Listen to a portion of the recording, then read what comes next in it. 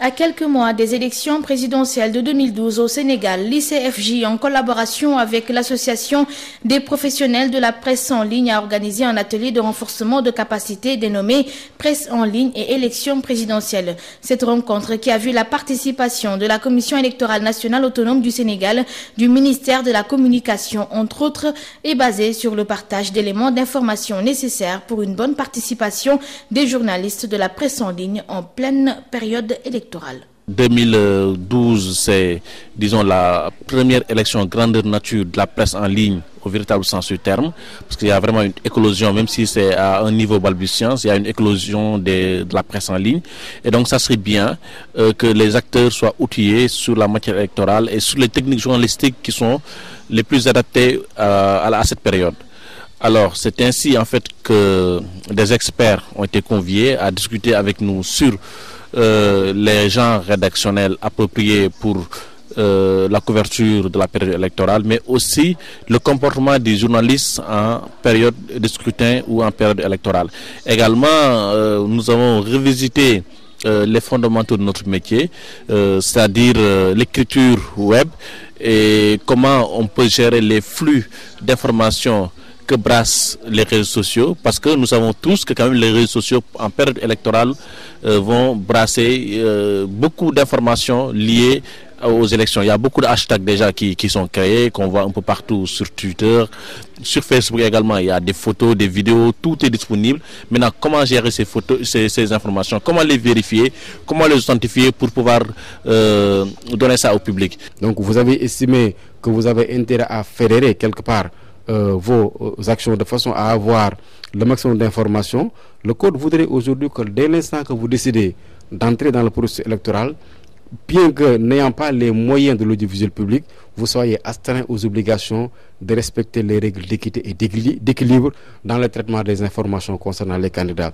Nous avons beaucoup insisté sur ça parce que c'est votre responsabilité, parce que si vous avez conscience que ce que vous allez dire va beaucoup forger l'opinion publique nationale et internationale, parce que la presse en ligne elle est suivie aussi bien à l'intérieur du pays, mais surtout à l'étranger. Donc si vous n'êtes pas à même d'engranger le maximum d'informations sur le processus pour pouvoir traiter de façon raisonnable le processus électoral, ça va poser problème. Tous ces acquis-là, toute cette manne d'informations que nous avons obtenues ici, nous allons les mettre en œuvre, nous allons l'intégrer dans la pratique de notre métier, et cela nous permettra d'être encore plus professionnels, d'être encore plus précis dans le traitement de l'information et surtout de consolider la confiance que nous avons su gagner vis-à-vis de nos lecteurs. Pour la campagne, je pense qu'il y a beaucoup plus de gens qui s'informent sur Internet que de gens qui s'informent déjà dans les journaux. Donc on aura un rôle très très important de pouvoir couvrir les élections. Écoutez, le métier de journaliste est d'abord un métier de fait. Ce n'est ni un métier d'analyse, ce n'est ni un métier de compréhension, mais c'est d'abord un métier de données. C'est-à-dire c'est de pouvoir rassembler des informations et de pouvoir les livrer au public. Et maintenant de laisser au public l'appréciation positive ou négative d'une information. C'est vrai qu'on va vers une élection, et qui dit élection dit période assez sensible. Et le rôle des médias devient encore beaucoup plus important et beaucoup plus difficile également. C'est une période de tension, c'est une période où il y a plusieurs enjeux, et c'est une période pendant laquelle les journalistes sont appelés à faire preuve de beaucoup plus de responsabilité. Responsabilité dans le sens où leur travail n'est pas seulement un travail d'informer, mais c'est un travail également qui participe de la transparence, de la fiabilité des élections, mais également même quelque part de la légitimation même des résultats de cette élection. Donc c'est un travail qui est très important, dans lequel les médias devraient avoir peut-être une attitude beaucoup plus disons réfléchie, une attitude de beaucoup plus de recul par rapport aux informations, par rapport aux faits auxquels ils assistent et par rapport à la manière dont ils ont à les traiter. Sans renier les principes de base, il s'agit simplement d'être beaucoup plus,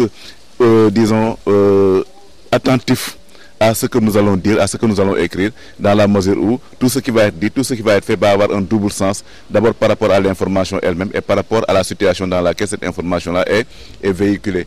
Et que ça soit la presse en ligne ou la presse en général, les contraintes sont les mêmes ou les exigences sont les mêmes. La seule différence peut-être c'est que la presse en ligne travaille avec une certaine instantanéité qui ne donne pas assez de recul par rapport à l'information, et ça fait des contraintes encore plus importantes que par rapport à la presse traditionnelle, disons, qui a ce recul-là, qui peut supposer l'information, qui peut gérer l'information avec un temps beaucoup plus long, pour pouvoir voir un peu, disons, le côté, un tel côté ou un tel autre côté, pour ne pas dire le bon et le mauvais côté. C'est essentiellement cette contrainte-là qui pèse sur la presse en ligne. Mais ce n'est pas une contrainte qui n'est pas gérable. Et je pense qu'en tout professionnalisme, il y a le minimum requis pour poser une bonne information, pour poser une information de qualité et savoir ce qu'il faut dire, ce qu'il faut montrer et ce qu'il faut peut-être atténuer, taire, etc. La presse ne peut pas tout connaître et que je crois que c'est au cours de ces occasions-là qu'on peut appréhender certains problèmes que nous traitons tous les jours et dont on ne connaît pas en profondeur la réalité. Je crois que connaître le processus électoral, c'est d'abord connaître sans doute la loi, mais connaître aussi les acteurs. La Sénat étant un acteur important, incontournable, il était nécessaire que la Sénat puisse être présentée et qu'on puisse faire comprendre à tous les journalistes le rôle et les attributions de la Sénat dans le processus électoral pour qu'ils puissent, eux, les journalistes, mesurer la place de la Sénat et comprendre que sans la Sénat, il n'y a pas d'élection et que sans la Sénat, il n'y a surtout pas d'élection libre et transparente. Au niveau du ministère de la Communication, on a eu à travailler avec eux, surtout beaucoup de questions qui concernent le secteur de la presse, notamment lors de l'élaboration du nouveau code de la presse. Ils nous ont vraiment apporté d'importantes contributions, ce qui fait que la presse en ligne n'était pas prise en compte dans l'ancienne loi, la loi 9604 qui encadre la presse. La presse en ligne, qui est une nouveauté, n'était pas prise en compte dans ce texte de loi. Mais avec le nouveau code de la presse, on a eu des chapitres très fournis concernant ce volet de la presse, qui est une nouveauté, je le rappelle encore. Donc, beaucoup de propositions ont été faites et notez bien dans cette loi, à savoir l'encadrement, le renforcement et même le fonctionnement de cette presse.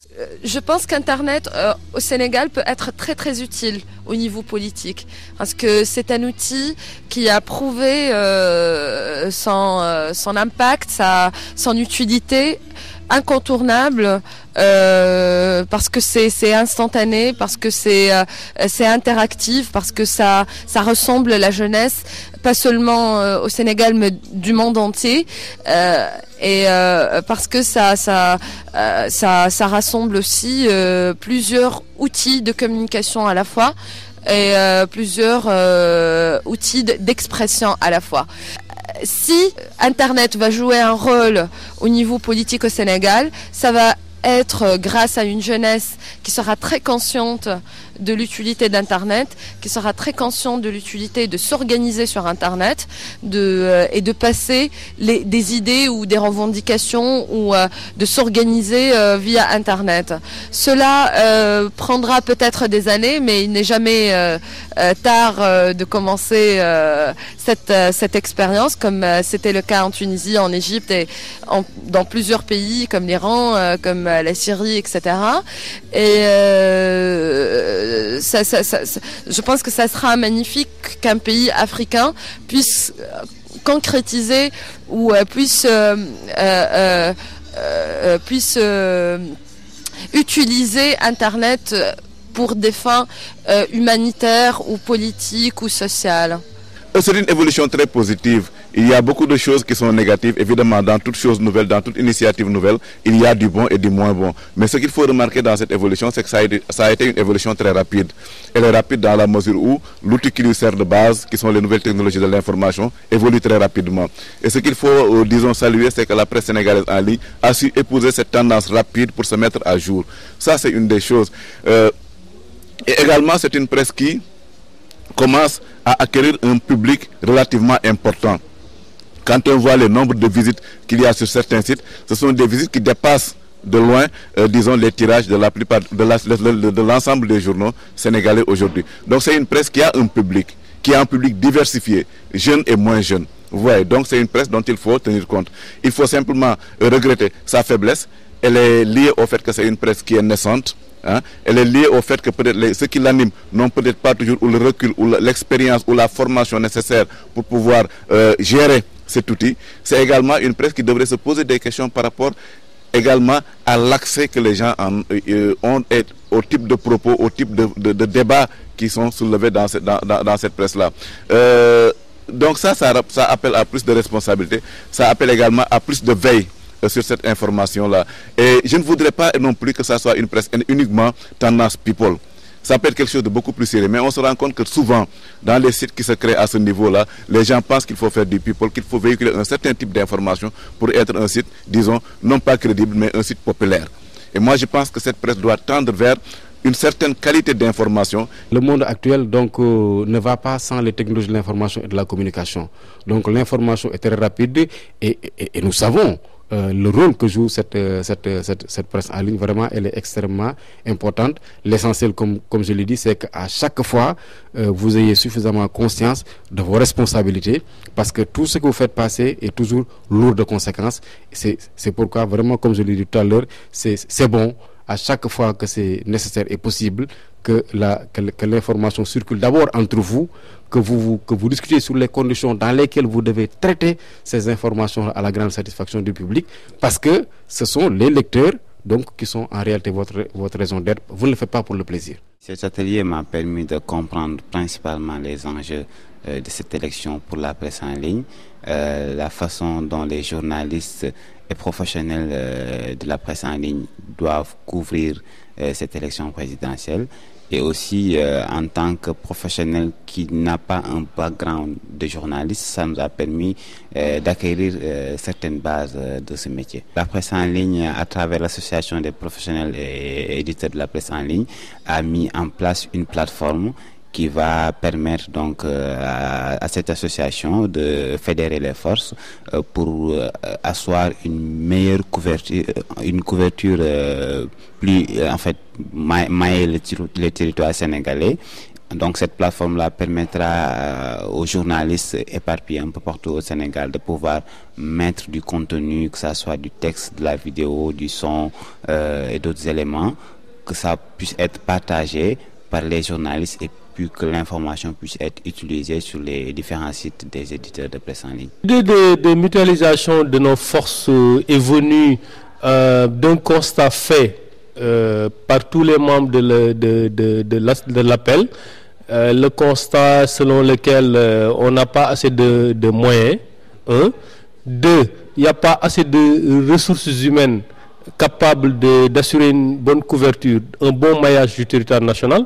On s'est dit pourquoi pas nous qui œuvrons, qui travaillons sur la plateforme du web, nous unir pour une bonne couverture médiatique des élections. Cela nous permet à chaque rédaction de couvrir les élections avec les moyens dont elle dispose. Cela permet aussi aux internautes d'avoir le maximum d'informations provenant de ces sites-là. Cette plateforme est venue à son heure. Elle nous permet quand même de centraliser toutes les données, c'est-à-dire toutes les informations nécessaires, et les partager avec les autres confrères qui sont au niveau des autres sites. Bon, ce qu'on a établi comme stratégie, c'est au moins de couvrir tout le territoire national en s'appuyant sur des correspondants régionaux. On a au niveau des 14 régions du pays des correspondants régionaux, et au niveau aussi, on va essayer aussi quand même d'avoir au moins un reporter qui va suivre le convoi des candidats, et on va essayer quand même de centraliser toutes ces informations et les partager avec les autres membres de l'association des professionnels de la presse en ligne. Près d'une vingtaine de professionnels ont pris part à cette rencontre où il s'agissait de passer en revue l'essentiel des aspects de ce domaine politique qui commence par le cadre légal et les acteurs institutionnels, sans oublier les instruments fondamentaux, notamment le fichier électoral qui a fait l'objet d'audits de la part d'experts internationaux.